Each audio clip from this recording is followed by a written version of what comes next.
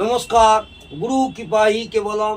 আজ আমি আপনাদের একটি সুন্দর টোটকা বলবো, যে টোটকাটি করলে আপনাদের কন্যার বৈবাহিক জীবন সুখে ভরে উঠবে। প্রথমে বলবো, কন্যার বিবাহের পূর্বে যে প্রাপ্তস্থ করছেন তার এবং কন্যার জটক বিচার করে নেবেন। কোনো অভিজ্ঞ জ্যোতিষ দ্বারা জটক বিচার করে নেবেন।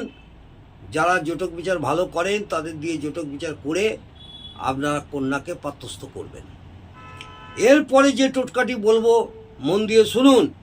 বিবাহের পর, কন্যার বিবাহের পর পরের দিন বিদায়ের সময় কি করবেন?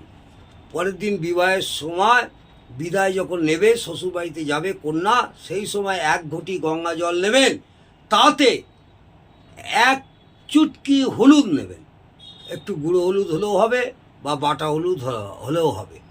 তাতে একটি কাঁচা টাকা নেবেন। রূপোর কাঁচা টাকা সম্ভব না হলে এই রকম যে কোনো একটি কাঁচা টাকার কয়েন নেবেন।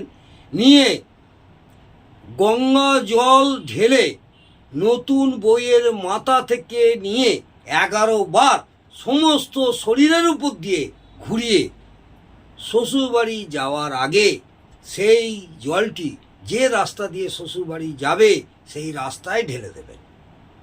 সেটা বাড়ির কোনো সদস্য, মা, পিসি, কাকিমা, খুড়িমা এরা করতে পারবে। তাহলে কি করবে? এইটি করার পর ওই কন্যার বৈবাহিক জীবন খুশিতে এবং আনন্দে ভরে উঠবে। এই টোটকাটি আপনারা অবশ্যই করবেন। এই টোটকাটি করলে দাম্পত্য সুখ শান্তি বজায় থাকবে। অনেক কষ্ট করে অনেক পিতামাতারা তার কন্যাকে প্রাপ্তস্থ করেন, কিন্তু 2 বছর 3 বছর বাদে ডিভোর্স হয়ে চলে আসছে। নানা রকম ঝামেলা, অশান্তি, বৈবাহিক ঝামেলা, দাম্পত্য কলহ লেগেই থাকছে। এই টোটকাটি আশানুরূপ আপনারা ফল পাবেন। এই টোটকাটি আপনারা করুন, দেখবেন এই টোটকাটির ফলে আপনাদের কন্যা আনন্দে খুশিতে ভরে থাকবে।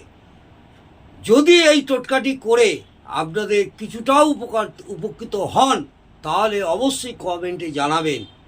তাহলে আমি আরও উৎসাহিত হব, এবং ভালো লাগলে একটি লাইকও করবেন। নমস্কার।